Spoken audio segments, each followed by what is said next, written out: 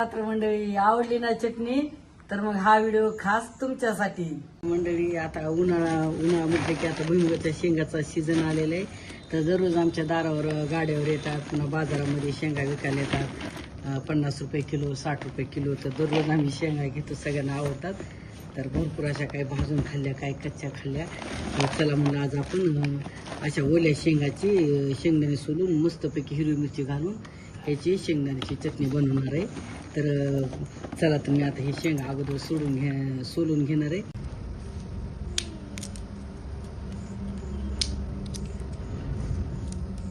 तर मंडळी पाहताय इतके शेंगा फोडलेले, तरी भरपूर असे शेंगदाणे झाले, 2 वाट्याचा अंदाज. तर चला तर मी याची मस्तपैकी हिरवी मिरचीची शेंगदाण्याची चटणी बनवणार आहे. तर आता बाकीच्या शेंगा उकडून किंवा भाजून खाऊत. इकडं स्वयंपाक झालेला आहे शेगडीवर, आणि त्या शेगडीवर लोखंडाच्या कढईमध्ये शेंगदाणे भाजणार आहे.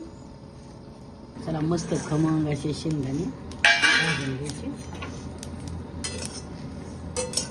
मस्तपैकी शेंगदाणे भाजलेले, आता हे काढून घ्यायचे.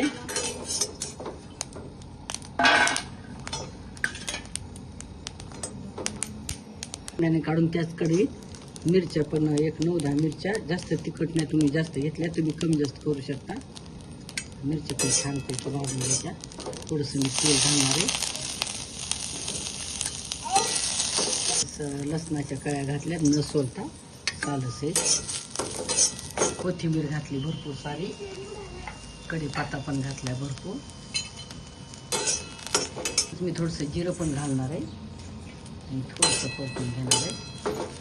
तर या मस्त भाजलेले जिरं, लसण, मिरची, कोथिंबीर. तर आता याला काय करणार, हे आणि हे थोडं दोन्ही मिळून बारीक करून घेणार आहे. याच्यात घेणार आहे मी,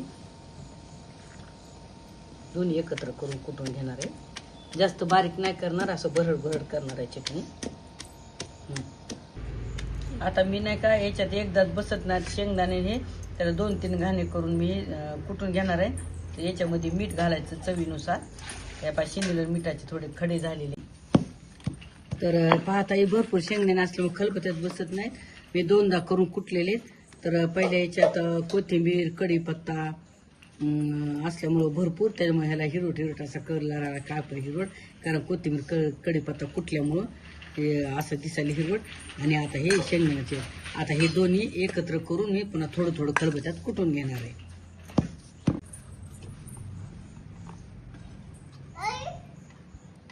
हे दोन्ही एकत्र करून पुन्हा खलबत्यात थोडंसं घेणार आहे कुटून.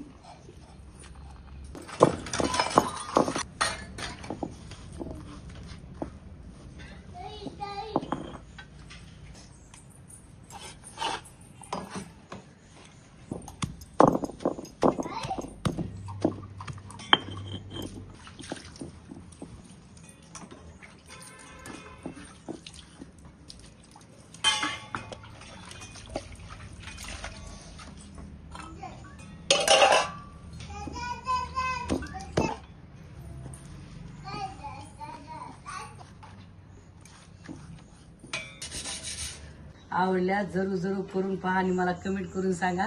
तुम्ही जर माझ्या चॅनलला नवीन असाल तर लाईक करा, शेअर करा, न विसरता सबस्क्राईब करा.